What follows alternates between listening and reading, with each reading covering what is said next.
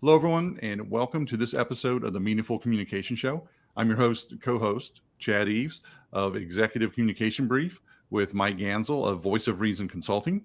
And this morning we are joined by a guest, and Mike, introduce our viewers to our guest this morning. Well, you know what happens when you get two Michaels or two Mikes, one has to choose. So I'm Mike today, and I'm happy to introduce Michael Brathwaite, who's Executive Director of BNI. Michael, it's great to have you on the show. And why don't you spend a few minutes and tell us all about you and BNI? And don't go on too long because we're going to have to ask you a bunch of questions. Absolutely. So really appreciate it. It's great to see you. Well, no, it's great to see both of you too, and thank you for having me on. I'm really excited to be here. I guess a little by background, I've been in the financial services world for 40 years, and really the cross section between that and BNI was really plain and simple. It was about me trying to develop business and meeting more people, and certainly once I found BNI, which I'm sure we'll go into in detail, that's what really led me to being part of the organization and certainly getting more involved over the years. And the reason we wanted to hear from you is that since you've been in networking for as long as you have been, we want to hear about some maybe secrets that you can share with our audience, maybe some tips, and tell us how. I guess why don't we start from the beginning? So when did you first hear about BNI, and then when it was formed and when you started here in New York? Got it. Well, for me, BNI itself was formed in 1985. The first chapter in New York State was in 1989, and it was started in Scarsdale, New York. And how I heard about it, as I think many of our members have over the years, it was basically an insurance agent who we were working together, trying to develop business and really sharing some ideas. And he had mentioned to me, hey, there's this thing, BNI, that's coming to New York. It's not here before. Would you be interested in coming down and seeing it? I said, absolutely. It turned out I was at the first meeting, and I joined, and was part of that specific chapter up in Westchester for 19 years. Wow. And so what made you think about starting? Now, actually, we should say that you and your partner, Todd, what's Todd's last name, Mike? Hallinger. Mike Hallinger. You and Mike Hallinger. No, Todd Hallinger. Sorry, Todd Hallinger basically met in one of those chapter meetings in Scarsdale? No, the interesting for Todd and I became good friends. We actually met through corporate softball. And then in the aftermath at bars after playing softball, and we were at different firms though, so we were really competition. And then we became friends. And over the years, as I joined and had success, I then convinced Todd that he should get into a group himself because we were in the same business. He was in financial services also. I said, you should do this. It's working great for me. And after having to convince him for a little while, as all people, it was too early in the morning and he didn't think it would have value. But over time he saw it, and then he got involved in the chapter himself. And then from there is kind of how as we started to see the value. It was all over the country. It was in Westchester, in Rockland. We had 25 chapters, 3 chapters in Mahopac, and none in Manhattan. And that's what really, Todd was the one. We were coming back from a Knicks game, and we were stuck in traffic at 11 o'clock at night. And he said, turn around. As we're sitting on the West Side Highway, he said, what do you see? I said, I see buildings. You know how many people in those buildings? You know how many chapters we could have in New York if we started a BNI down here? And that really was the acorn of what started us on the road to developing Manhattan. And that was what year? That was in 1996. Okay, so 1996. And so, what was that like in the beginning? Did you have trouble finding people, or what was that experience like? That's a great one. It's interesting. We had great success in Westchester. Like we started over, let's say, a 2 or 3 year period, probably 20 chapters, and people really gravitated to it. It was very natural in the townships of, let's say, Westchester or Long Island, where it's community based. When we came to Manhattan, we figured all these people, it's going to be easy. It was the exact opposite. People were very resistant. They didn't believe it in. I mean, the kind of the philosophies that we had, first of all, 7 a.m. meetings. People were like, no way we can get to a meeting in New York City at 7 a.m. We got trains, planes, buses, it's not going to happen. So that's out. We're not doing 7 a.m. Then the philosophy of giver's gain, help your neighbor. New Yorkers don't help their neighbor, right? We're not going to do that. We're about getting what we need to get. And then the last piece was even the simplest things is wearing name tags, right? The joke was New Yorkers don't wear name tags because it doesn't match our outfits. So we had a lot of resistance going on that I did not anticipate. And New Yorkers always said to us, we are different. Even though we said it's working around the country, New Yorkers truly believe New Yorkers are different. And ironically, to some degree, we said the same thing in Westchester. Less adamantly, as they say in New York, but still to the same extent. So it took a little while. And so you started with one chapter. Correct. And how many chapters do you have now? 51. 51. And about how many participants? About a little under 1,200 members. Wow. So Michael, I have a question. So you mentioned some of the challenges that you had in starting up in Manhattan specifically, and with networking in a more broad sense. I think all of us who have been in business have been in some kind of networking, whether it was a chamber, a group like BNI, or something else. What really spoke to you as far as BNI? What was the spark that set it apart from some of these other activities? The main things were every chapter is one person per profession or specialty. So when you go to a chamber meeting, right, you could have, 10 investment people, 10 insurance agents, a bunch of attorneys, and we're all chasing the same pieces of business. And it becomes really combative within a room, right? Because your competition is standing right next to you as you're pitching somebody. Where you come to a BNI meeting, it's one person especially. So you're in your own little universe. You own that seat. No competitions in the room. So you get the opportunity to tell your story. So I thought that was very compelling to me. The second aspect that was really the game changer was the fact that my greatest difficulty, I think for many of us, when we talk about some of the mistakes we make, follow up. Right? How do you get all these cards. You say I was the king of the business cards. You go to a network event, a chamber event, get a lot of cards, take those cards and pile them up on a desk. And over the years, you have a bunch of cards, but no business. When you come to a BNI meeting, I'm going to see you this week. We're going to talk about possibly doing business. Maybe there's an idea back and forth. I'm going to see you again next week. I'm going to see you again the week after. Right? So that challenge of how and when do we follow up? How do we go from meeting somebody to turning it into a meaningful relationship is actually done for you. I'm going to see you every week, potentially for the rest of my life. And so we will develop the relationship. We won't have to worry about the follow-up. Matter of fact, the accountability is the second part of that, right? So if you give me a referral, I know I have to call that person or that referral before I see you next week. Because what are you going to say to me? How'd it go? Right? And so I can't say, I didn't even call them. Right? So it really puts you in a position that you're bringing your best self forward, right? You're doing the things you're supposed to do. So those were the things that really attracted me to it, because those were some of my weaknesses, candidly. So interesting. You talk about follow-up and accountability. What would you say is a key lesson or insight, 1, 2, 3, that you've gained from your BNI experience? So I guess follow-up and accountability, but maybe some other insights? I would say, certainly those would be key elements. But I think the number one element that I've observed over the years, who has success at doing this, they had a great expectation of success. They came with a positive attitude. They're really supportive of others. They put themselves out, right, for others instinctively. Right. And they really are going beyond the call of duty, right, almost to an unreasonable level. But in doing that, the success comes back to them. And that is our core philosophy in BNI, givers gain. If I help you, you'll naturally want to help me, the law of reciprocity. Right. So that formula, and those who've had the greatest success come instinctively with it or are trained. And one of the jokes I say, we have so many members that are so good at it. I try to say, are they that nice or that smart?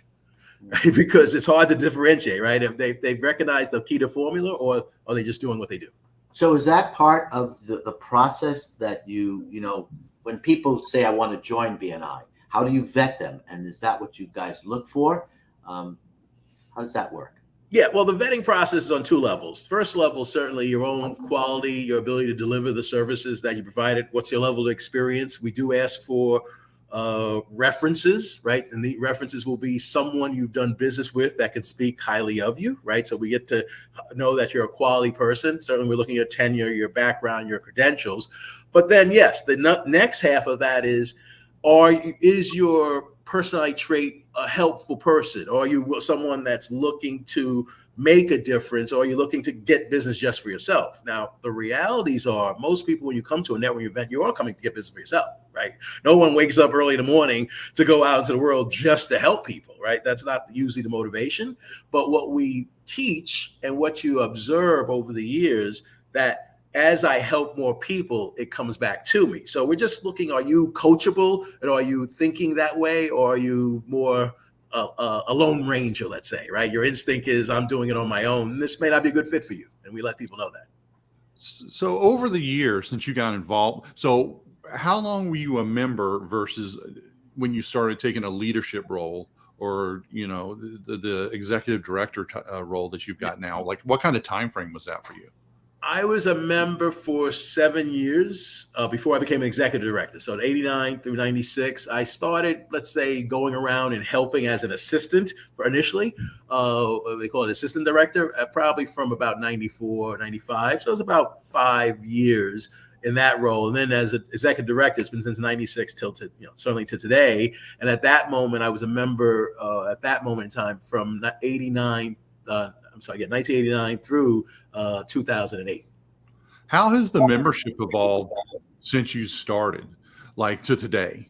As far as, is it pretty much been the same profile of person, or has that changed over the years? Certainly, the profile's gotten younger. So I would say when I first started, the average age was, I'd say, between 45 and 50. There were people that were pretty seasoned in their profession, business owners, lead salespeople, people that, because networking was really, you always perceived it as those just starting out. But in the end, we attracted those who were more seasoned in their profession and looking to take it to the next level. I would say now, and this is just a generation of entrepreneurs, right? The young people are much more, with the gig economy, they're doing many more things. So we're getting members in as young as 19, 20, 21. And so I'd say that profile has changed, that young people are embracing entrepreneurship and going out on their own and wanting to change the story. So I'd say that's probably the biggest difference. So, what makes it? I'm going to ask you, what are 3 common networking mistakes to avoid? I would say number 1, selling too fast in the process. When you meet someone and you're just getting to know them, the biggest mistake is I hand you my card and ask you, do you want to buy something? Right. So I'd say that's the number 1 mistake. And, and again, it's something, because we go out to events, that's our instinct, right? We're trying to do business, but it's not about, I always say there's a process. Like I always say in baseball, right? You come up to bat, right? You have to, before you can score a run, you have to go to first base, second base, third base, home. There's no way to get up to the plate and go first base, come back home, right? You have to go through the steps. So I think that sales process, understanding that you're just getting to meet them, you're not trying to sell them anything. So that's number 1. Number 2 would be, again, back to follow-up. Right. That's on the classic mistake. So you get all these relationships, you start to develop something. Maybe you go out to lunch or do a Zoom call or make some kind of connection, but then you get disappointed too quickly in the process because nothing happens. Right. And so you give up. Right. You started and then you give up and you go on to the next. And I think the other, which is almost part of that second one, is you believe if CPA is a good contact for you, I need to find 10, 15, 20. I'm trying to find as many CPAs as I can meet so I can do business with all these CPAs. Where at the end of the day, it's better to have 1 or 2. And I always say, don't think wide, think deep, right? So find a relationship, see if something comes. And the best analogy I use there is if you're drilling for oil, you don't start drilling down, find oil. Say, okay, we got some. All right, let's find the next hole, right? You keep going deeper and deeper and deeper and see how much oil you can find in that one hole. So I think people think that they need to have so many relationships, but what ends up happening, you kind of spread yourself too thin, right? Because you can't give everybody referrals. It's true. So Chad, I've been asking Michael all these questions. What's your networking experience been like? For me? Yeah. I think it's, definitely some of the common things that Michael just shared is, we've all been a victim of that drive-by. Here's my business card, buy my widget, buy my widget, buy my widget. And then you probably never see that person again. And for me, it's getting to know the people. It's not going in there to make the sale, because you don't know when someone, a lot of times you don't know what their need is when you first meet them to begin with, and you got the trust factor. And I think that's where something like BNI, probably really shines, in that you get that familiarity, you get to meet people, versus someone parachutes out of the sky. And it's like, oh, here I am, you don't know me. It's like getting LinkedIn messages, like, I don't know how many LinkedIn messages I get a day, oh, do you need this? Do you need that? I'm like, I don't know who you are, and, I think that's really where the networking and quality networking groups can shine again, especially. And this is a question that, I have for Michael, is we're still kind of emerging from the pandemic. And in the work that I do in communications skills and coaching people, it's kind of scary how much people's communication skills have degraded in such a short period of time, as far as, presentations, interacting with people in a work team, stuff like that. What's been that impact on your groups, Michael? And what do you see? How do you see your groups behaving or changing as a result from that? Yeah, fair question. I think the greatest challenge we have, and this is really a New York challenge, and I would say we saw it on the coast. New York and San Francisco have had, because of the fact that we haven't had the big traffic coming back to New York, we've been forced to go almost 100% virtual, right? And so that creates a new paradigm of how you interact and how your communication skills have to really change what you can get away with in front of a room. When just your presence in a room, and even just the social things that you might do that don't work on screen that work in person, right? So that's part of it. The other part is the discipline that is required when you're online is much different, right? Because you can easily distract yourself, right? As I say, right? Technically no one else is distracting you, but if you're looking at emails, looking at your phone, worried about the next meeting that you're going to, you're not 100% attentive. Where in a room, other people are watching you. So if you're on your phone, everybody's seeing you do it. So you tend to try not to be rude, and you'll avoid that type of contact. So I'd say that's the biggest change, is that being online, it's forced us to be better, but we have that mix. We have some groups that are doing great because they're embracing it. They're accepting it. They're understanding it creates great scalability. It creates great efficiency. It creates the ability to go around the country or around the world and potentially do business with people. But it means you have to work harder at it, right? And that's the challenge. Yeah. So actually, you've talked about what the biggest difference is, and I think that's pretty clear. Mastering the screen is obviously very different from sitting next to a person and maybe making a side comment, or and obviously you can't really look at your phone or be terribly distracted or walk out of the meeting. So it's very different. So, and I guess my question is, what do you see as the current trends that are happening? Because everybody is seeming to move back to offices, even New York and San Francisco. What do you think is the greatest trends that are going to be happening for the next year or two as we continue to come out of the pandemic? Yeah, I think as we're seeing in corporate America as a whole, and we're going to see it in the world network, it's the hybrid models, right? Where we're going to be having in-person meetings, and we're starting to see some of those, if it's once a month or twice a month, because our meetings are weekly. And then you're going to have those virtual meetings. So it's going to be a blended type of a relationship where you're doing a little bit of both, right? And that takes the pressure off of having to, let's say, get on the road early, and I talk, many of my members, we talk about getting up at 5 in the morning to get to a meeting at 7 in the middle of the winter. There's no time you're ever excited about that, right? Even myself doing it. Yes, Mike. Have you ever considered changing the time to 7:30 or to 8 a.m.? We have, and actually on virtual, we have gone to 7:30. So we have moved the times back. Some are going a little later. Part of the time, and it's interesting, is also the challenge and the level of commitment, right? You're pre-screening seriousness when you say 7 a.m., right? That weeds out anybody that doesn't want to really play at a high level. So that's part of it. The other part of it, which is just fact, most of our workdays start at 9 o'clock, let's say. So if you're doing this during your work day, it can't be additive. It may even take away from business you're doing. If you're doing it on an off hour that you weren't working anyway, it only can add to your bottom line. And that's part of the reason we pick, for the most part, off hours. And the reason we do some evenings or groups, but in general, evenings are more challenging because more things get in the way. You have family obligations that come up. You have a client that comes in from out of town that wants to see you, and what are you going to do? They're in town for a day. You have to miss that meeting, right? You can't miss that opportunity to see a client. 7 a.m. to 8:30 or 7:30 to 8:45 virtually. What were you doing anyway? That's the key.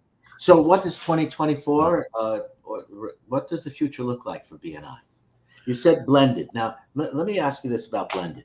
Mm-hmm. When you say blended, you mean once or twice a month in person and the other meetings virtual. You don't mean a meeting where some people are there in a room together and some people are on the screen. Which do you mean? We're seeing both. We're seeing both versions of that. And I would tell you, I don't think the blended room works very well. I've been in those meetings. And the problem is, unless there is technology that can change that, but that technology is expensive.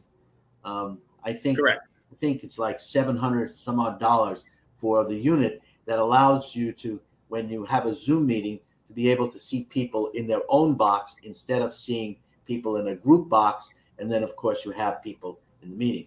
So I'm not sure that blended, unless the technology gets so cheap, so inexpensive that everybody can basically have it on their own. Right.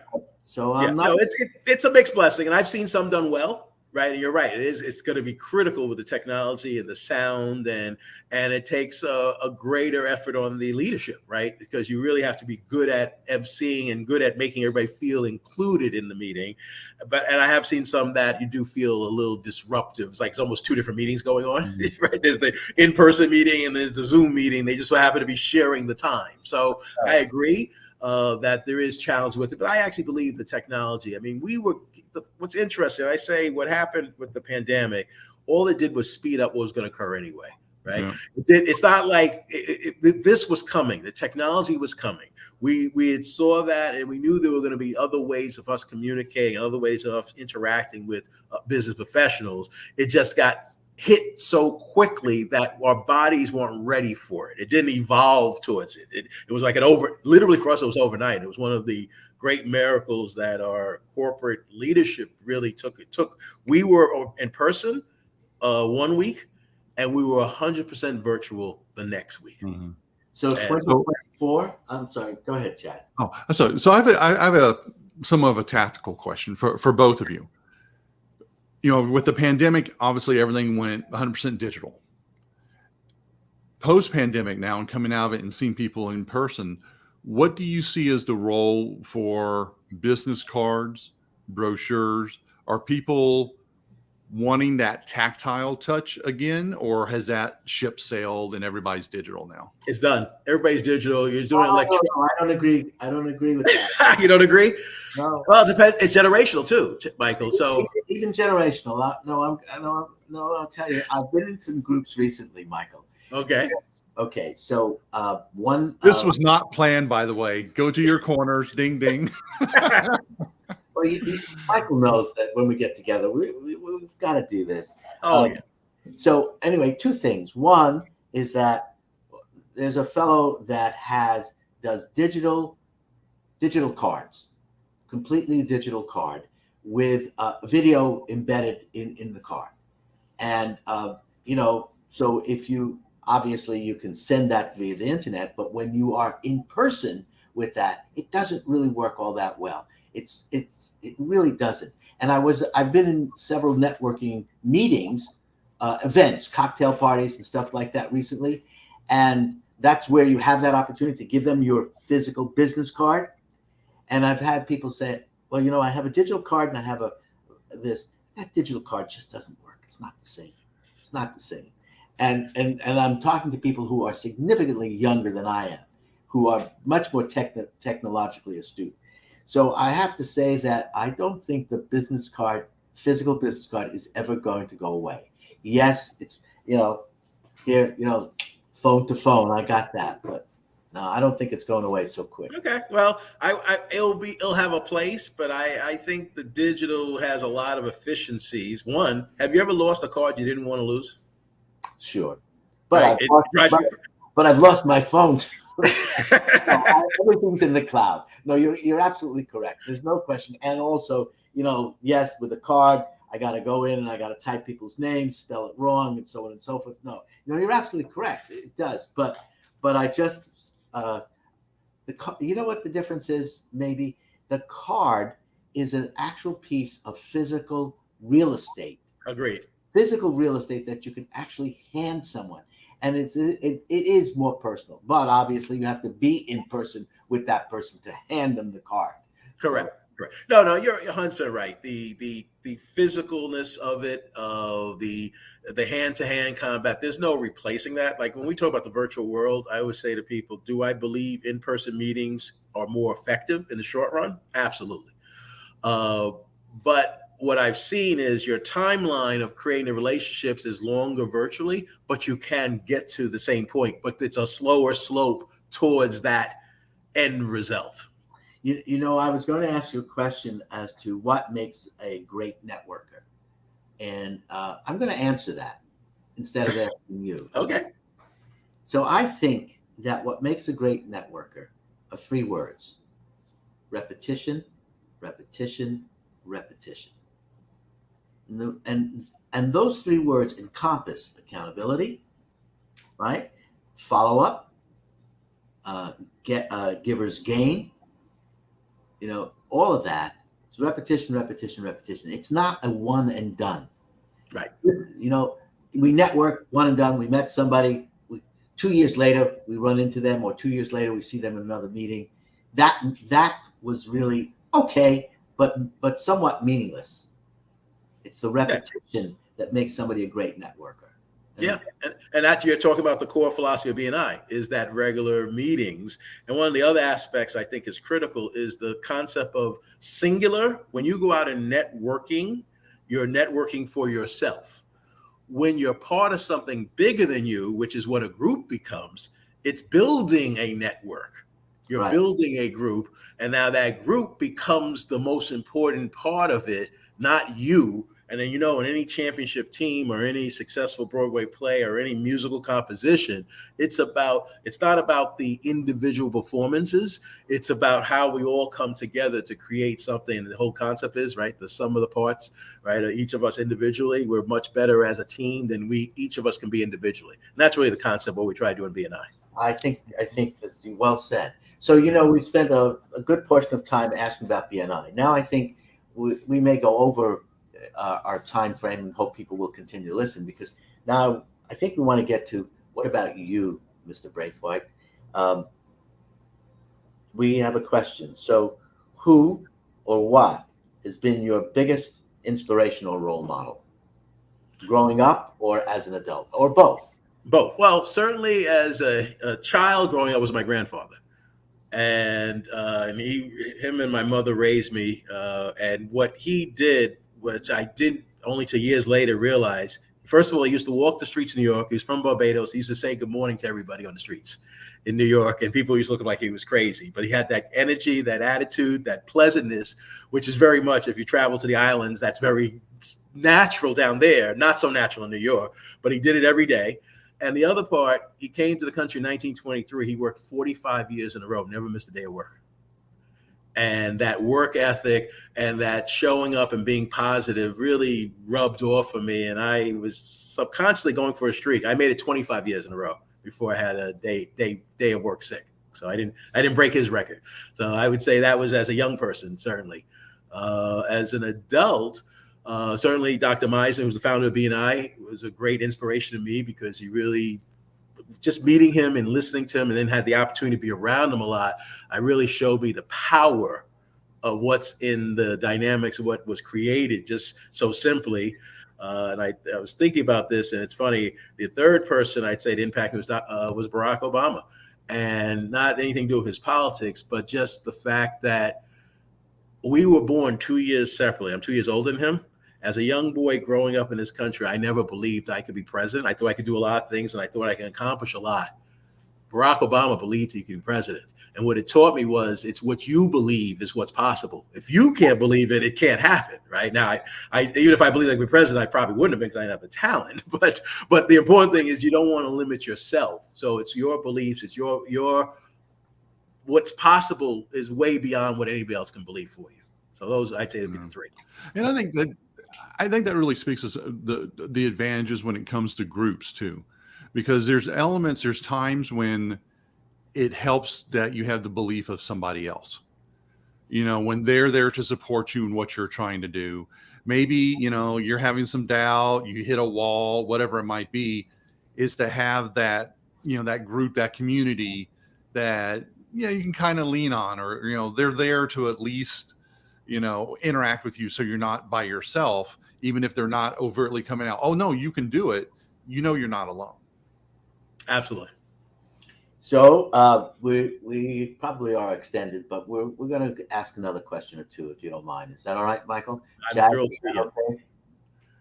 Chad, is that okay? Oh yeah, let's do a couple more. Okay. So how do you stay motivated and inspired in your work? Let's just say this. I'm going to actually ask you that. How do you stay inspired and motivated when it comes to BNI? It's been a hard road. I mean, you started in 1996. You've built 51 chapters. Pandemic hit. You've waded your way through, and now we're beyond that. And now we've got blended and so on and so forth. So now, what continues to motivate and inspire you? Do you want to continue to grow BNI? Oh, absolutely. Where you at? Absolutely. No, we want to continue to grow. It's people. It's the impact on people, right? So over the years, for me, seeing the success by exposing people to this and the outcomes that people have created for themselves, the dreams that they've lived and the relationships they've built, right? And the family. I mean, there's people that, we've gone through so much together as a community, right? And it really, I think the best way to look at this is you start out as basically strangers coming to a room together, whether it's online or in a physical room, and you don't know each other. Then you become acquaintances, then you become colleagues a little bit, you do a little business together, and then you become friends, right? And you start to get to know each other. And then by the end of it, you're actually family. And you actually care more about them. And I've seen that through the years, the things that members have done for other members, right, went way beyond the call of duty. So I have an idea for you. Okay. Sons and daughters. Why not have your BNI members bring their sons and daughters to meetings? Oh, it happens. We've done it. Actually, I'll give you one quick story. We had a young lady who was probably coming to chapters. Her name's Lily, since she was probably 5 or 6. And she was lovely. She'd sit there quietly and, was very polite. And by the time she was 8 or 9 or 10, in that range, she literally one day stood up. I was the presenter that day. She stood up and gave me a testimonial for my presentation, right? Probably when she was 10. So then it fast forward, she was with her father, and they're in an elevator, and 2 women are speaking about a problem they're having with something, and she's pulling on her father's coat. She ended up passing a referral. She ended up telling him they're complaining about so-and-so. What I meant, and I think that's wonderful, but what I meant was, let's say that you have a 21-year-old or 25-year-old son or daughter, and actually BNI, the chapter has let's say a meeting where people are have their adult children actually come to the meeting. Yeah, no, and would actually help grow, because you are looking for younger people. So it's like all of a sudden a 19 or a 20-year-old is in the meeting and sees what the BNI model is like. Certainly, and it that happens also. I just met a gentleman the other day who he got an internship by going to a BNI meeting he's in college. Right.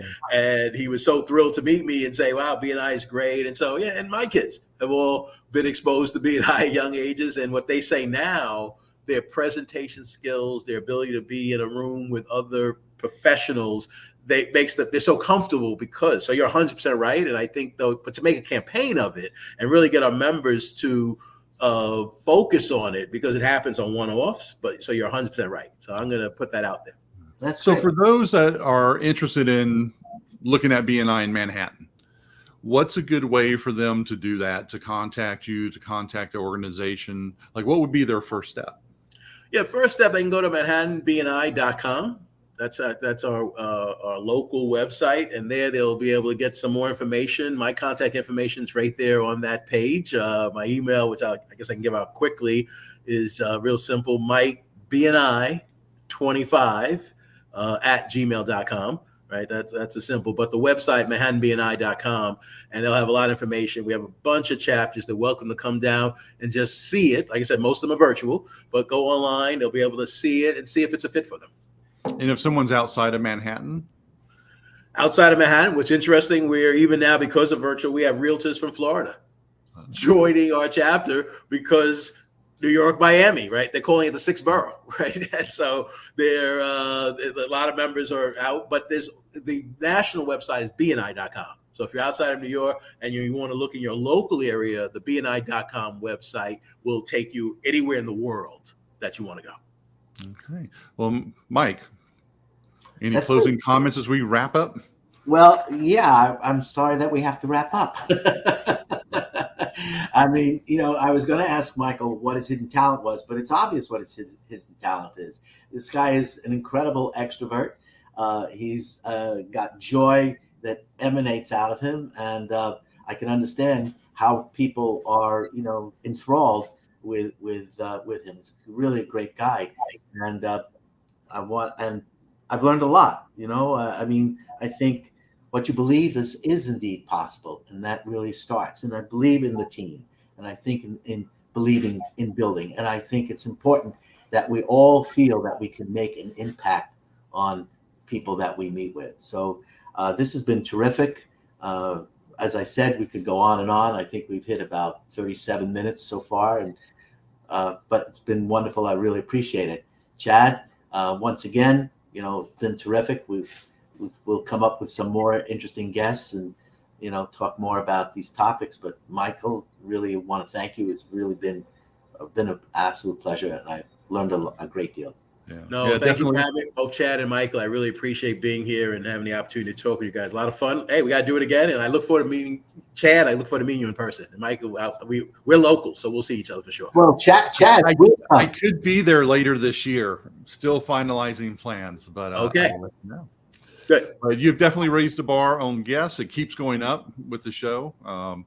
And Mike, thank you as always for doing this with me. And Michael, have a good day. Thank you again for joining us.